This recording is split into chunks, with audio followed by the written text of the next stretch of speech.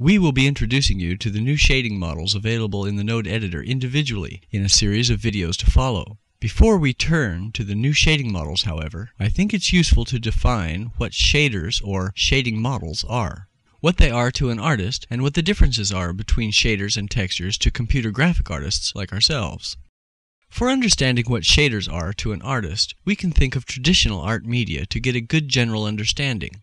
Most of us have seen crosshatching or stipple dot drawings where line or dot density was used on a flat surface to make the subject appear lit from a particular angle or reveal shape. A computer monitor is also a flat surface, and the same kinds of things are happening. So just as crosshatch is the analog of a shading model to a pencil artist, Lambert diffusion, for example, is a shading model to a CG artist who uses 3D applications like LightWave. Most of the shading models that have been of the most interest to the CG community so far aren't using rough patterns to depict shading like crosshatching does. There are those, but most of the focus and interest has been on using the computer's ability to define intensity and color per pixel to achieve a model capable of photorealistic or picture-like display. Textures, then, are most often used to define surface qualities other than light shading, such as roughness, color patterning, and etc., kinda like painting on a surface. You can use textures to express shading qualities using node networks, just like a 2D artist would do with a crosshatch pattern. In fact, it would be quite simple to use the node editor to create a network that shaded your object's surfaces using only a pattern like crosshatching.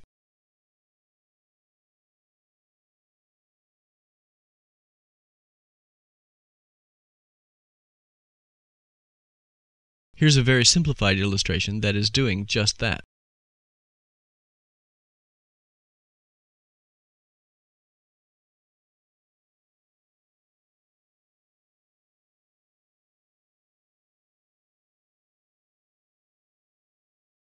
This network produces a single light simulation of the Lambert diffuse model that LightWave used to be locked into, but expresses the shading in terms of a grid pattern applied as only two levels of luminosity, basically black and white. And without the pattern to fool us, is completely flat across the entire object, meaning the entire object's surface is just one solid color.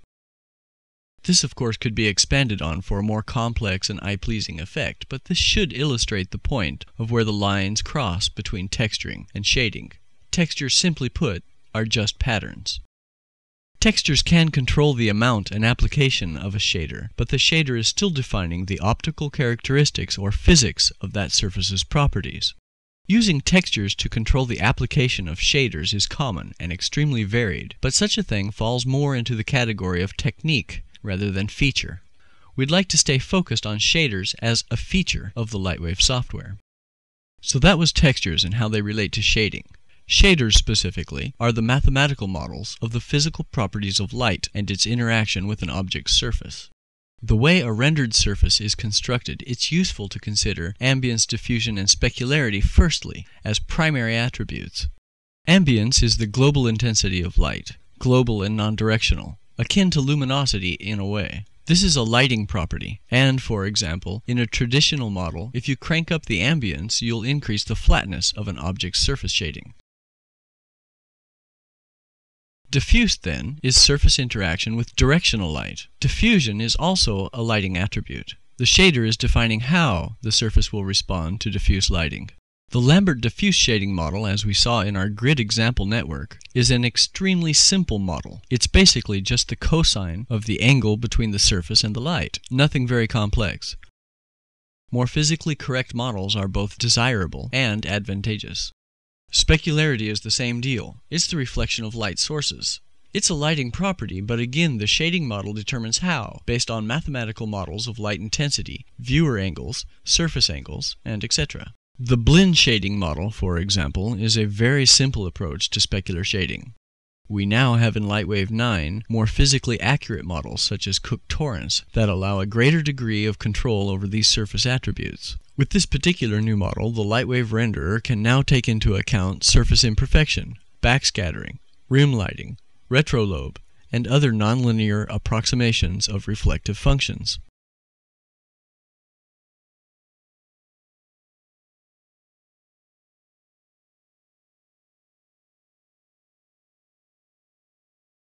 These all contribute to the optical properties of a surface. Moving on past the primary considerations, ambience, diffusion, and specularity, there is reflectivity and transparency to consider. What we're modeling here is light waves reflecting and refracting, but not from a light source. It's actually creating rays to fire back into the scene instead of at the surface, like the three attributes we just discussed. Of course, these initial concepts, in turn, lead to some of the more advanced shading models like subsurface scattering, occlusion, and etc. These advanced shading models are even more accurate models of surface diffusion, taking into account even more specific properties of light and surface interaction.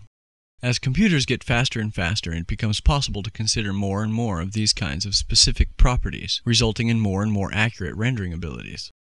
Computer scientists started out with simple models like Phong, Lambert, and Blinn, but as better, faster computers came on the scene, more advanced shading models were developed in the quest for truer and truer photorealistic reproductions of the real world as we perceive it. The new shading system has been made completely accessible to third-party developers for the first time in LightWave history. With the advent of version 9, LightWave takes its first steps away from its locked shading model of the past. Before, LightWave's renderer offered only a modified Blinn for specular shading and Lambert as its diffusion shading model. All surface aspects were expressed using these models alone. Now, as of version 9.0, LightWave offers the flexibility to apply and even mix any shading model that can be coded, and on a per-name surface basis. New tech has added many, and we'll be covering them in coming videos. Third-party developers, such as the IFW2 developers, are hard at work adding even more. As mentioned in a previous video, the various shaders are intelligently categorized by menu structure with regard to the aspect of the surface they affect, which we observe as the 4 shading channels made available in the new LightWave 9 shading system.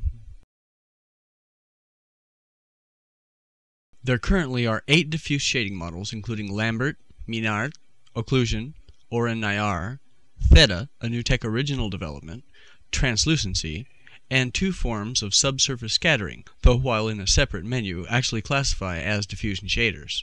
They are Kappa and Omega, and are both new tech original SSS shading model developments. 2 reflection shading models, Ani-reflections, which stands for anisotrophic reflections, and 1 simply called reflections. 4 specular shading models, anisotrophic, Blinn, Cook-Torrance, and Phong.